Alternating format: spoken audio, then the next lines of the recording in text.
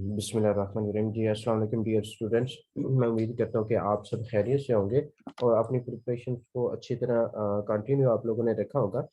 हमने आज जो हमारा टॉपिक है वो सेल टैक्स एक्ट का पार्ट 2 है, जिसमें हमने आज सेलेक्टिव स्टडी के हवाले से कुछ सेक्शंस मार्कअप करने हैं कि ये आपने जो इम्पोर्टेंट सेक्शंस हैं यही जस्ट फोकस करें, क्योंकि अभी आपके पास तो जस्ट लास्ट वीक है। तो हमने लास्ट इसके पार्ट 1 में हमने सेक्शन 9-11 तक किए थे। सेक्शन 9 में आपने डेबिट एंड क्रेडिट नोट को जस्ट इसका कंसेप्ट क्लियर करना है कि ये होता क्या है। बाकी इसकी डेप्थ में जाने की इतनी ज़रूरत नहीं है। रिफंड ऑफ इनपुट टैक्स जो है इसको आप जस्ट इसका कंसेप्ट गेन कर लीजिएगा कि कितने दिनों में के अंदर अंदर आपने इसकी एप्लीकेशन फाइल करनी होती है। जो रिफंड ऑफ इनपुट टैक्स की एप्लीकेशन आपने फाइल करनी होती है उसकी टाइम ड्यूरेशन जो है वहाँ से एमसीक्यूज लगता है, वो आपने मेमोराइज रखनी है। बाकी इसका प्रोसीजर है, जहाँ जहाँ पे भी टाइम फ्रेम आएगा सेल टैक्स में उसको आपने लाजमी अपने नोट्स बनाते जाना है और साथ साथ आपने नोट करते जाना है। सेक्शन 11 है जी असेसमेंट के हवाले से। यहाँ पे टैक्स पेयर को हम एक शो कर देते हैं, उसके बाद जो फैसला किया जाता है वो सेक्शन 11 में होता है। तो इसमें आगे सब सेक्शन मौजूद हैं जिसमें बताया गया है कि इस सिनेरियो में ये होगा, इस सिनेरियो में ये होगा, ये वाली रीजंस हो सकती हैं जिसमें फर्दर आपने इसको असेसमेंट करनी है। और डिफॉल्ट सरचार्ज जो है वो कैलकुलेट होता है। इनकम टैक्स में ऐसा नहीं होता, सेल टैक्स में ऐसा होता है कि जब आप असेसमेंट करते हैं तो साथ ही डिफॉल्ट सरचार्ज और पेनल्टी भी वो उसकी भी कैलकुलेशन करनी होती है। जो डिफॉल्ट सरचार्ज है उसकी कैलकुलेशन होती है at the time of payment, और पेनल्टी जो है वो उसी वक्त ही तय हो जाती है जब आप फैसला कर रहे थे कि इतनी पेनल्टी इसको लगनी है। जबकि इनकम टैक्स में ऐसा नहीं होता, उसके लिए सेपरेट से वो पेनल्टी और वो प्रोसीडिंग इनिशिएट करनी पड़ती है, वहां पे डिफॉल्ट सरचार्ज नहीं होता। तो ये सेक्शन 11 इंतहाई इंपॉर्टेंट है, इसको आप एक दफ़ा थॉरली स्टडी कर लीजिएगा। इसमें जितने टाइम फ्रेम के हवाले से जो इसमें बनते हुए एमसीक्यूज वो आपने मस्ट करने हैं। एक चीज़ इसमें आपने ये देखनी है, इसका सब सेक्शन 5 है जिसमें ये चीज़ मेंशन है कि किसी टैक्स पीरियड के बाद कितने नेक्स्ट कितने टैक्स ईयर्स या टैक्स पीरियड्स के अंदर अंदर कोई आप डिपार्टमेंट जो है वो टैक्स पेयर को नोटिस दे सकता है। यहाँ से एमसीक्यू मोस्टली जो आपके लिए इम्पोर्टेंट बनता है वो यही टाइम फ्रेम के ऊपर बनता है। उसके बाद जी आपका सेक्शन 11A है विदाउट नोटिस के हवाले से। जस्ट इसकी प्रोविजंस याद होनी चाहिए। एक और चीज़ आपने मेमोराइज रखनी है कि सेल टैक्स एक्ट में जितनी भी इसकी प्रोविजंस हैं, टेबल ऑफ कंटेंट्स हैं, वो आपको रटी हुई होनी चाहिए। ऑलमोस्ट आपका जो सेल टैक्स का पोर्शन है वो 50% तो इन्हीं प्रोविजंस का बन जाता है। रिमेनिंग वो अगर पेपर मुश्किल हुआ तो वो कंसेप्चुअल बेसिस पे जाएंगे।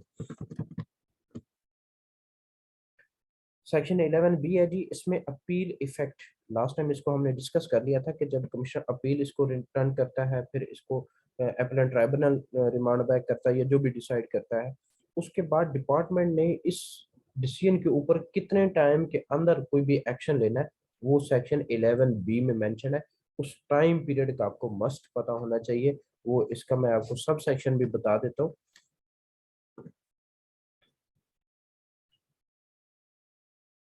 सब सेक्शन इसका 1 है जी, इसमें टाइम फ्रेम मेंशन है, प्लस सब सेक्शन 2 भी इम्पोर्टेंट है। तो इसके दो ही सब सेक्शन हैं, दोनों ही इम्पोर्टेंट है।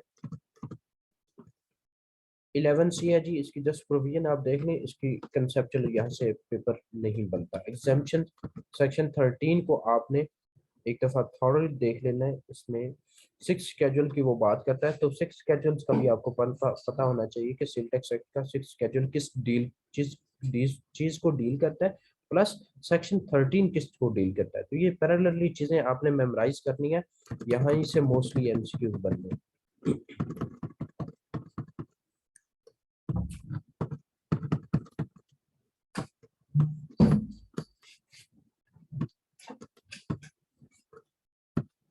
सेक्शन 13 को आपने इम्पोर्टेंटली पढ़ लेना है। और सेक्शन 14 है जी, रजिस्ट्रेशन का इंतहाई इम्पोर्टेंट एमसीक्यूज है। ये मोस्टली इसके ऊपर जो एमसीक्यूज बनता है वो यही बनता है कि रजिस्ट्रेशन कौन सा सेक्शन है, किस सेक्शन में एक टैक्स पेयर को रिक्वायर्ड है कि वो अपनी रजिस्ट्रेशन सेल टैक्स एक्ट में करवाए, और उसकी कौन कौन सी बिजनेस कैटेगरी हो। वो मैन्युफैक्चरर हो जी, ये लिस्ट आपको रटी हुई होनी चाहिए। मैन्युफैक्चरर हो, रिटेलर हो, इंपोर्टर हो, एक्सपोर्टर हो, होलसेलर, डीलर, डिस्ट्रीब्यूटर, प्लस आगे इसका सब क्लास जो है एफ, ये भी आप स्टडी कर लीजिएगा। तो ये ऑलमोस्ट आपके 6 बनते हैं पॉइंट्स, ये आपको रटे हुए होने चाहिए। रिटेलर्स के हवाले से एक इलेक्ट्रिसिटी बिल की कंडीशन बताई गई है, उसका सेक्शन 3 सब सेक्शन 9 है। ये जो कंडीशन है ये मस्ट आपको मेमोराइज होनी चाहिए, यहाँ से एमसीक्यूज एक्सपेक्टेड है।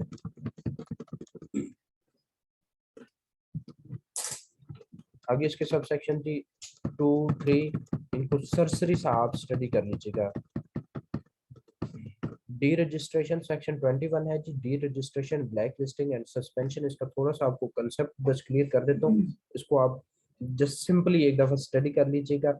डी रजिस्ट्रेशन होती है कि टैक्स पेयर खुद अप्लाई करता है कि मुझे डी रजिस्टर कर दिया जाएगा, मैंने कर दिया जाए, मैंने बिजनेस खत्म कर दिया। ब्लैक लिस्टिंग होती है जब डिपार्टमेंट कोई एक्शन लेता है कि जनाब ये बंदा बिल्कुल फेक इन्वाइसेस कर रहा है और इसने इतना ज्यादा फाइनेंशियल फ्रॉड किया है कि अब इसको ब्लैक लिस्ट कर दिया जाए, यानी कि वो दोबारा सेल टैक्स में रजिस्टर्ड ही नहीं हो सकता। सस्पेंशन होती है कि कुछ टेम्परेरी उसने इतना ज्यादा टैक्स फ्रॉड नहीं किया होता, लेकिन ये होता है कि कुछ एक दो फ्लाइंग इनवाइसेस, यानी कि फर्जी इनवाइसेस, यानी कि एक्चुअली में स्टॉक की डिलीवरी या स्टॉक का लेन देन नहीं हुआ, जस्ट एक फर्जी इनवाइस इशू किया है, तो इस बेसिस पे डिपार्टमेंट को टेम्परेरी बेसिस पे सस्पेंड कर देता है उनकी सेल टैक्स रजिस्ट्रेशन को। फिर वो पेनल्टी वगैरह अपनी पेज करके जो भी उसके खिलाफ प्रोसीडिंग इनिशिएट होती है उनको फेस करके उसके बाद वो दोबारा रजिस्ट्रेशन अपनी करवा सकता है। तो बेसिक इनमें डिफरेंस यही है, आप इसको एक दफा सरसरी से पढ़ लीजिएगा। इसका सेक्शन आपको पता होना चाहिए, सेक्शन कौन सा है, 21 जी। उसके बाद 21A active tax payer list है जी। अच्छा जी, उसके बाद सेक्शन 22 है जी। यहाँ पे रिकॉर्ड की बात हो रही है, तो रिकॉर्ड की सबसे पहला जो एमसीक्यूज लगता है वो ये लगता है कि रिकॉर्ड में चीजें शामिल कौन कौन सी हैं, उस रिकॉर्ड क्या क्या क्या पर्टिकुलर्स हैं, प्लस ये रिकॉर्ड एक टैक्स पेयर को कितने अरसे के लिए जरूरी है कि वो इसको मेंटेन करे। तो ये दो एमसीक्यूज यहाँ से लगते हैं। ये नीचे लिस्ट दी गई है, आपने इसको मेमोराइज कर लेना है, ABCDEF। आगे ये रिकॉर्ड के आपके लेके एक लिस्ट आपके पास ऑलरेडी एक्ट में मौजूद है, इसको आपने रट लेना है। ये लिस्ट में से मोस्टली जो रिकॉर्ड्स के हवाले से इसके पॉइंट्स है, यहीं से एमसीक्यूज बनता है कि रिकॉर्ड की पर्टिकुलर्स क्या है। उसके बाद जी आपने इसके जो सब सेक्शन है इनको सरसरी सा पढ़ लेना है। जो एमसीक्यूज लगते थे वो दो चीजें मैंने जस्ट आपको बता दी है। टैक्स इनवाइस है जी, सेक्शन 23। यहाँ पे भी जस्ट आपको इतना क्लियर होना चाहिए कि टैक्स इनवाइस में क्या क्या चीज़ें ज़रूरी हैं। ये इसकी सब क्लासेस मौजूद हैं, ये ऑलमोस्ट आपके 6 to 7 पॉइंट्स बनते हैं कि टैक्स इनवाइस में और एक सिंपल इनवाइस में डिफरेंस क्या है, ये आपको क्लियर होना चाहिए। यहाँ से एमसीक्यू इसका लगता है। इसके सब जो सेक्शंस हैं ये सरसरी से आपने पढ़ने हैं, इनमें कोई इतनी ज़्यादा इंपॉर्टेंट चीज़ नहीं है, इनको आप स्किप भी कर सकते हैं, लेकिन एक दफ़ा आपने इसमें कोई इंपॉर्टेंट टाइम फ्रेम के हवाले से चीज़ हुई तो वो आपने स्टडी कर ली। सेक्शन 24 है जी, retention of record documents for 6 years. ये यहाँ पे बात आ गई जो मैं सेक्शन 21 में बात कर रहा था, तो आपने यहाँ से इसको कर लेना है। सेक्शन 21 या 22 था, ये 6 ईयर्स है जी। और इसका सेक्शन कौन सा है, सेक्शन 24, एक्सेस टू रिकॉर्ड और डॉक्यूमेंट्स। जब मैंने एग्जाम दिया था तो इस सेक्शन के ऊपर एमसीक्यूज आया था कि एक डिपार्टमेंट या एक कमिश्नर जो इनलैंड रेवेन्यू है, उसको कौन सा सेल टैक्स एक्ट का सेक्शन एम्पावर करता है कि वो किसी भी टैक्स पेयर के रिकॉर्ड या डॉक्यूमेंट्स की एक्सेस कर सकता है या बिजनेस प्रेमिसेस की। तो ये सेक्शन 25 है, इसका एमसीक्यू जो है वो मस्ट एक्सपेक्टेड है, इसको आप मेमोराइज कर लीजिए। बाकी इसके जो सब सेक्शंस है इनको सरसरी सा एक दफा स्टडी बस कर लीजिए। यहाँ पे एक इंक्वायरी या इन्वेस्टिगेशन को अंडर सेक्शन 38 लिखा हुआ है जी, इसको सेक्शन 38 को आपने प्रॉपर्ली स्टडी कर लेना। आगे हम चलते हैं जी, ये सब सेक्शन इसके सारे हैं, इनको आपने सरसरी सा स्टडी करना है, इन पे ज्यादा आपने टाइम नहीं लगाना जी।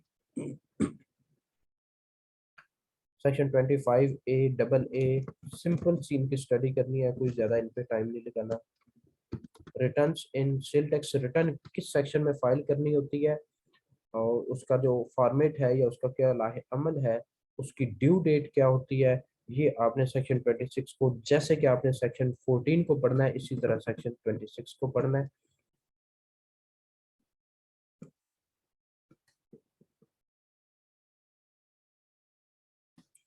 रिटर्न ना फाइल करने की जो पेनल्टी है उसको आपने मेमोराइज करना है जी। पेनल्टी ज्यादातर जो इम्पोर्टेंट है इस वाले से। इसके जो सब सेक्शन है इनको सिंपली एक दफा आपने स्टडी करना है प्लीज।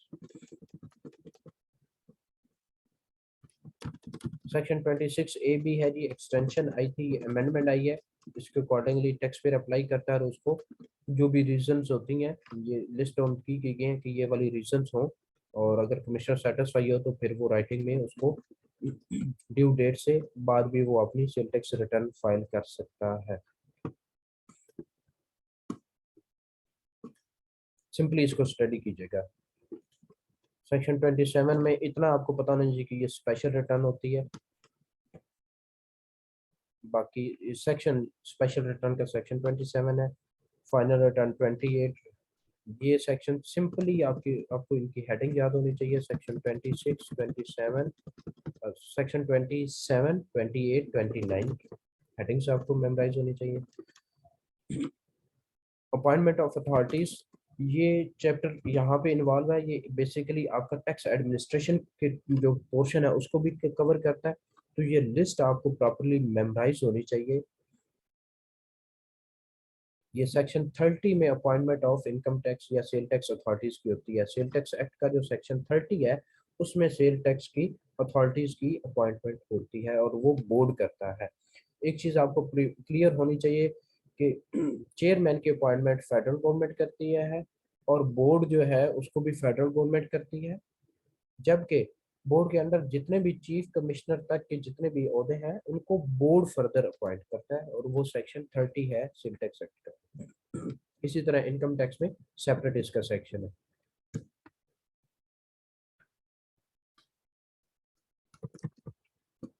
इसके सब सेक्शन हैं जैसे कि ये 2A, 2B और सब सेक्शन 3 है। इनको सिंपली आपने स्टडी करना है, इन पे कोई ज़्यादा टाइम नहीं आपने लगाना। सेक्शन 30A है, इसको भी सिंपली स्टडी करते जाइएगा, ये जस्ट हेडिंग आपको याद होनी चाहिए। Section 30C, 30D, 30D, triple D, 30E, 31 powers, delegation of powers का आप यहाँ से एमसीक्यूज एक्सपेक्टेड होता है कि जो बोर्ड है या चीफ कमिश्नर है वो अपने सब ऑर्डिनेट्स को जो चेन ऑफ कमांड या पावर्स जो है डेलीगेट करता है। डेलीगेट करना मतलब कि कमिश्नर एक इंस्पेक्टर को या एक एसी को या एक डिप्टी कमिश्नर को पावर्स देता है कि जनाब ये केसेस या ये इस चीज की पावर्स आपके पास हैं, ये जजमेंट्स आपने करनी है। तो बेसिकली जो एक्ट है या इनकम टैक्स ऑर्डिनेंस है उसने सारी पावर्स ये कमिश्नर को दी होती हैं। कमिश्नर्स को दी होती हैं या बोर्ड्स के पास होती हैं, फर्दर ये पावर जो है ये डेलीगेट की जाती है नीचे मतलब अपने सब ऑर्डिनेट्स को। तो ये सेक्शन 32 है, ये आपको रटा हुआ है। नीचे वही चीज लिखी हुई है जी, एडिशनल कमिश्नर से डिप्टी कमिश्नर, असिस्टेंट कमिश्नर, ये सिंपल सी इनकी रीडिंग करनी है, इन पे कोई टाइम नहीं लगाना। Audit by special audit panels, इसका सेक्शन आपको पता होना चाहिए। और ऑडिट पैनल्स के मेंबरान्स की क्वालिफिकेशन के ऊपर एमसीक्यूज आया था मेरी दफा, ये आपने रटना है जी। सेल टैक्स एक्ट में जो स्पेशल ऑडिट पैनल्स के मेंबर्स हैं या कमेटी मेंबर्स हैं उनकी क्वालिफिकेशन के ऊपर एमसीक्यूज आता है, ये आपने मस्ट करना है यहाँ। बाकी इसके सब सेक्शन में सिंपल रीडिंग कीजिएगा, जो यहाँ से एमसीक्यूज आता है वो मैंने आपको बता दिया। ऑफेंसेस क्या है जी, अब ये टेबल है जी, मैंने आप नेचुरली आपको बताऊं तो इस सारे टेबल को रटा लगाया हुआ था, इसके छोटे छोटे पॉइंट्स बनाए हुए थे। लास्ट डे जब था उस दिन भी मैंने इसको ही रिपीट किया था। मेरी सजेशन ये है कि आप, क्योंकि ये थोड़ा सा रिस्की एरिया है और कंसेप्चुअल और भूल भी जाती है ये चीज़ें, तो इनको आप एक दफ़ा गो थ्रू कर लें। यहाँ से एमसीक्यूज अगर लगे तो वो बड़ा कंसेप्चुअल से एमसीक्यूज लगता है और मोस्टली स्टूडेंट्स यहाँ पे कंफ्यूज हो जाते हैं पेपर में।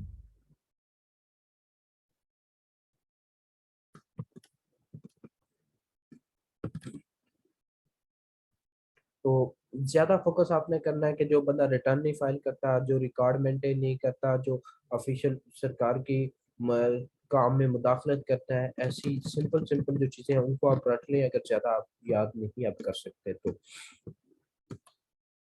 इसका आसान तरीका ये है जी, जैसे कि एक एग्जांपल आपको दे देता हूँ। अब ये आपके सीरियल नंबर 5 में लिखा हुआ है, any person who fails to deposit the amount of tax due or any part thereof in the time or manner laid down under this act or rules or orders made thereunder। तो इसका आगे आपके को पूरा एक paragraph है, 4-5, किसी को भी नहीं याद रहते।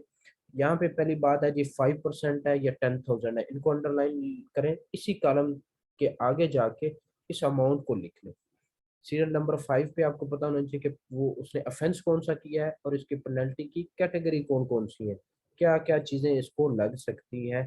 तो ये एक दो ऊपर वाली ही इंपॉर्टेंट होती है, एमसीक्यूज मेन मेन पे ही बनता है, नीचे डिप्टी में कभी भी नहीं जाएगा। तो इस तरह करके आप इनको मेमोराइज कर लें कि जस्ट यहाँ पे लिखी हुई चीज़ आपको नहीं याद रहेगी। अब 5% यहाँ पे सेपरेट आप 5% लिखें ना, स्लैश डाल के 10,000 डालें, लिख लें, तो ये चीज़ आपको इजीली याद आ जाएगी। इन पे ज़्यादा वरी करने की ज़रूरत नहीं है, क्योंकि ये एक ऐसी चीज़ है कि इसको कोई भी नहीं मेमोराइज कर पाएगा, कोई भी नहीं कर सकता। लेकिन आपने अपनी एफर्ट पूरी करनी है, इस पे कॉम्प्रोमाइज़ ना कीजिएगा। यहाँ से एमसीक्यू जो भी आता है उसमें स्टूडेंट्स कंफ्यूज हो जाते हैं। थोड़ी सी आपको टिप्स दे दी हैं कि इसमें जो आसान है, जो सिंपल सी हैं, वो आपने करनी है, और कैटेगरी आपको बता दी है किस तरह की कैटेगरी की पेनल्टीज एम होती हैं, ऑफेंसेस जो है।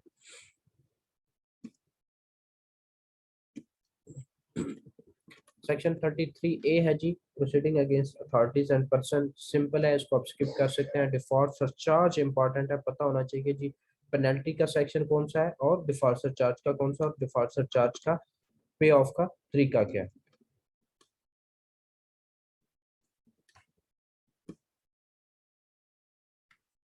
ये इसका सबसेक्शन 2 है जी, for the purpose of calculation of default surcharge. Simple सी इसकी आप जो है ना एक दफा स्टडी कर लीजिएगा। यहाँ पे जो सेक्शंस आपको पता होना चाहिए इसका।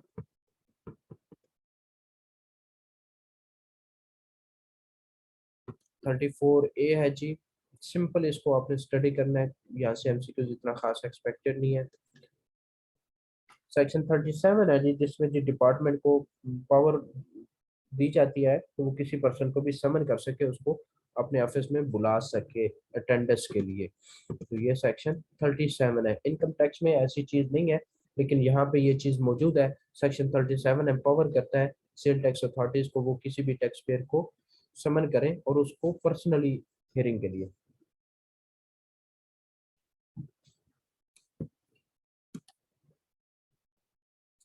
सेक्शन 37 इंतहाई इंपॉर्टेंट है, सेल टैक्स एक्ट की प्रोविजंस बहुत ज्यादा इंपॉर्टेंट है। ये 37A आपको पता होना चाहिए जी। इसकी heading just simple procedure, simple एक दफा स्टडी कर लीजिएगा, कोई अंडरस्टैंडिंग आ गई तो ठीक, अदरवाइज छोड़ दीजिएगा। इसका सब सेक्शन 2 जो है 37B का सब सेक्शन 2, इसको आप स्टडी कर लीजिएगा। बाकी इसकी चीजें स्किप की जा सकती हैं, इन पे टाइम लगाने की इतनी खास जरूरत नहीं है। सब सेक्शन 12 है जी, इसको एक दफा सिंपली पढ़ लीजिएगा। जो इसका प्रोसीजर है ये आपको पता होना चाहिए।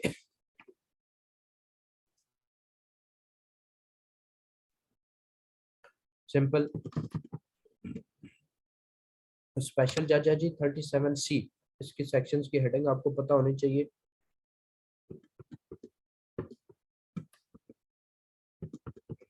37D है। ये चीजें एक दफा आपने ये चीजें स्टडी करनी है, इनको रटना नहीं है आपने। 37E भी सिंपल है, आपने स्टडी कर लेनी है जी। 37F भी, 37G भी। 37G को थोड़ा सा गौर से पढ़ लीजिएगा, जो ट्रांसफर केस होता है एक कोर्ट से दूसरी कोर्ट में, वहां पे इससे रिलेटेड एक एमसीक्यू आया हुआ था हमारे एक से।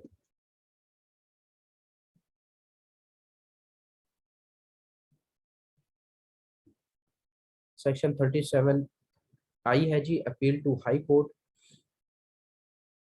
इसके जो टाइम फ्रेम है 60 डेज है। विद इन 60 डेज जब आपको हाई कोर्ट का जो डिसीजन आता है उसके बाद आप अपील कर सकते हैं।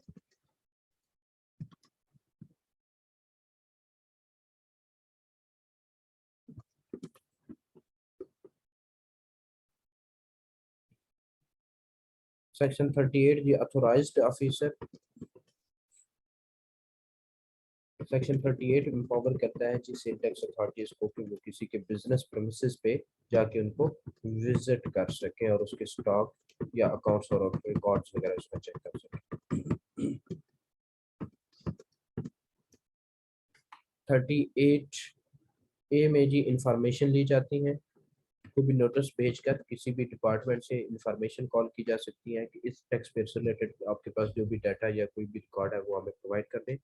मोस्टली हम ऐसा करते हैं, नादरा से डाटा मंगवा लेते हैं, बैंक से डाटा मंगवा लेते हैं, वापडा से मंगवा लेते हैं। तो ये सेक्शन इसका नोटिस सिंपल हम एक लिखते हैं, उसमें वजूहत लिख देते हैं और हमें उसकी रिप्लाई आ जाती है। 38 बी जी सिंपल है, इसकी हेडिंग आप पढ़ लें, इसकी डेप्थ में स्टडी करने की कोई ज़रूरत नहीं जी। सर्च अंडर वारंट सेक्शन 40 इंतहाई इम्पोर्टेंट है, इसको मस्ट आपने रटना है। आप इसकी थोड़ी सी डिटेल पढ़ लीजिएगा। 40 बी 47 40 बी में जो पोस्टिंग होती है, 40 बी की ड्यूटीज लगती रहती हैं किसी भी जगह पे।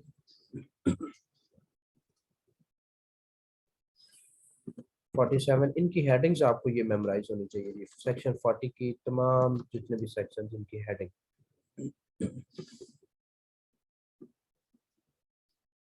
अपील्स आ जाती है जी सेक्शन 45। अब ये जितने भी सेक्शन है ना जी, सेक्शन 45 45 बी, पहले आपको बता दो, आपको पता होना चाहिए कि टैक्स पेयर जब भी डिपार्टमेंट ने प्रोसीडिंग इनिशिएट की, उसको फाइनलाइज किया, फिर टैक्स पेयर के पास कितना टाइम है, उसके पास जी 30 डेज होते हैं। 30 डेज के अंदर अंदर उसने फर्स्ट अपील करनी होती है कमिश्नर अपील्स के पास। फिर कमिश्नर अपील के फैसले के खिलाफ अगर वो जाना चाहे तो फिर उसके पास फर्दर 60 डेज होते हैं। और जब वो आगे उसके भी ATIR के अगेंस्ट भी जाना चाहे तो फिर 90 डेज होते हैं। तो ये तरतीब वाइज आपने यहाँ से इनको स्टडीली अपील्स वाले ये सेक्शंस आपने थॉरली स्टडी करने, यहाँ से MCQ आए थे हमारी तरफ। इनके जो ये फॉर्मेट है जी, अपील का फॉर्मेट ये होना चाहिए, ये चीज़ें होनी चाहिए, ये इतनी इंपॉर्टेंट नहीं।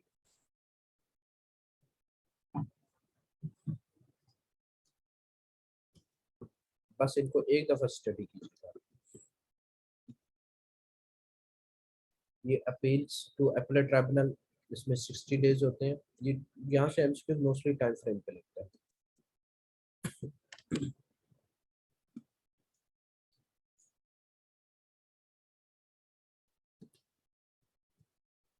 रेफरेंस टू हाई कोर्ट कोई बात, जिस 90 डेज होते हैं जी। इसकी आपने सिंपल सी एक दो चीज़ें जो है वो मेमोराइज करनी है यहाँ पे टाइम फ्रेम के वजह से। बाकी इसके प्रोसीजरल चीज़ें वो इतनी इंपॉर्टेंट नहीं होती। अल्टरनेटिव डिस्प्यूट रेजोल्यूशन की जो कमेटी बनती है, उन मेंबर्स की जो क्वालिफिकेशन है वो आपने यहाँ से मेमोराइज करनी है। उसके मेंबर्स कौन कौन से होते हैं या बोर्ड ने कितने अरसे के अंदर ये कमेटी बनानी होती है, ये इंपॉर्टेंट है जी। यहाँ से MCQ लग सकता है, इसको सिंपल पढ़ लीजिएगा। जो टाइम फ्रेम के वाले से चीज़ है, ये मेंबर्स की क्वालिफिकेशन के वाले से जो है बात, वहाँ से MCQ लगता है इसका। रिकवरी ऑफ एरियर है जी सेक्शन 48, आपने थॉरली पढ़ना है इसको क्लियर कट। इसके सब सेक्शंस को सिंपल पढ़ लीजिएगा। इसका सब सेक्शन जो 1 है उसको आपने थॉरली पढ़ना है।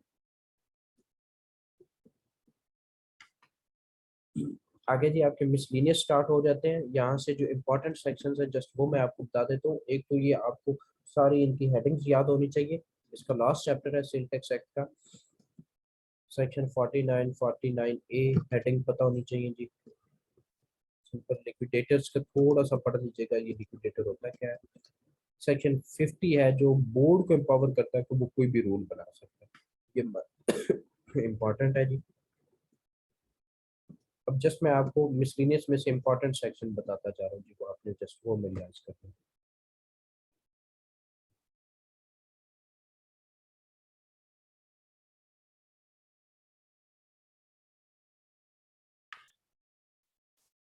सेक्शन 51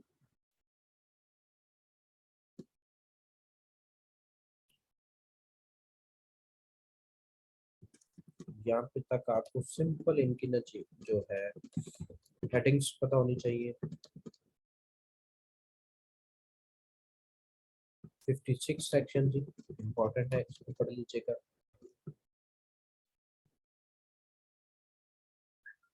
फिफ्टी सिक्स ए, इसको सिंपल हेडिंग पता होनी चाहिए जी। उसके बाद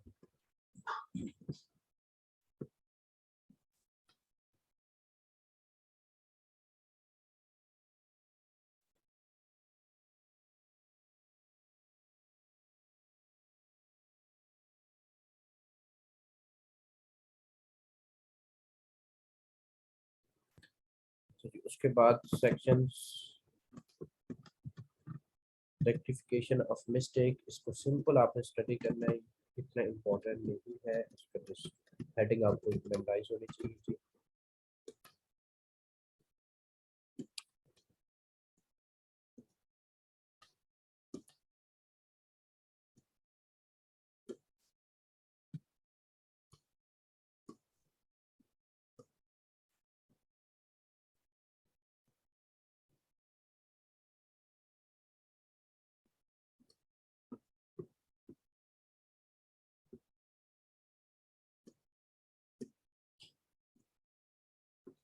सेक्शन 65 तक जी आपने सिंपल, सेक्शन 66 जो है ये इम्पोर्टेंट है, इसको पढ़ लीजिएगा। Delayed refund section 67 simple heading, heading तो खैर आपको सारी पता होनी चाहिए, लेकिन यहाँ पे सेक्शन जी आपने 69 के बाद आपने 72 बी, 72 बी, उसके बाद जी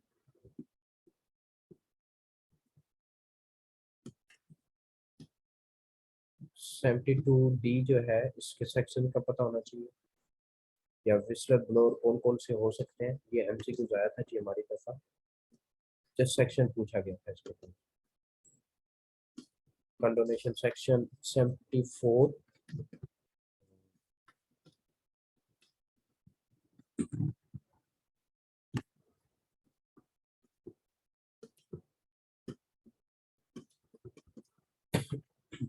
बस ये मिसलिनियस में से जो इम्पोर्टेंट है वो मैंने आपको बता दिया है। जो इसके जितने भी स्केड्यूल्स हैं, एक तो आपको पता होना चाहिए कि टोटल स्केड्यूल्स कितने हैं, टोटल सेल टैक्स एक्ट के चैप्टर्स कितने हैं, उसके सेक्शंस कितने हैं, डेफिनेशन पे ज़्यादा फोकस करें, इसके प्रोविजंस के ऊपर ज़्यादा फोकस करें, और स्केड्यूल्स का ये पता होना चाहिए कि कौन सी कैटेगरी किस स्केड्यूल में है।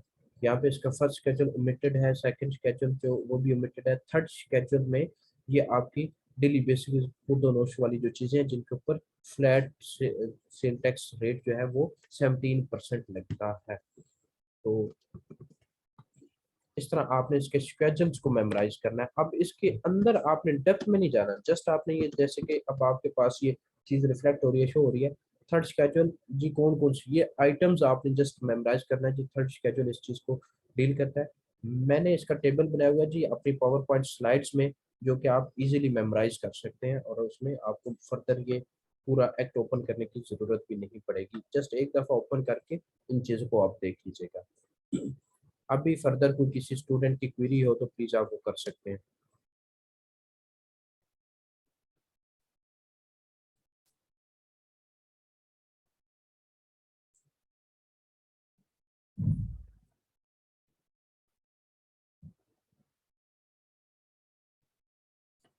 जी क्वेरी है कि एक स्टूडेंट की, यस एहसन रजा साहब बोले प्लीज।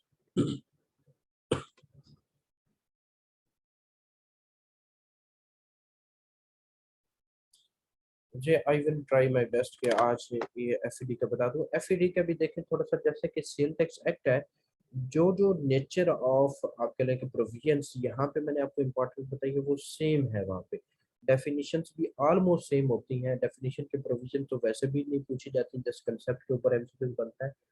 बाकी आप उसकी जो इम्पोर्टेंट चीज़ें हैं जो सेल टैक्स के अकॉर्डिंगली हैं, तो उसके शेड्यूल्स कितने हैं, चैप्टर कितने हैं, उसकी असेसमेंट का सेक्शन कौन सा है, उसमें फर्दर आप देख लें कि पेनल्टी वाला सेक्शन कौन से हैं, वो इस लिहाज से आप जो चीज़ आपने सेल टैक्स में जिस हिसाब से मैंने आपको इम्पोर्टेंट बताई है उसी हिसाब से वो एफडी में सेम एज इट इज़ है। मैं कोशिश करूंगा कि आज इवनिंग में उसकी क्लास भी कर ली जाए।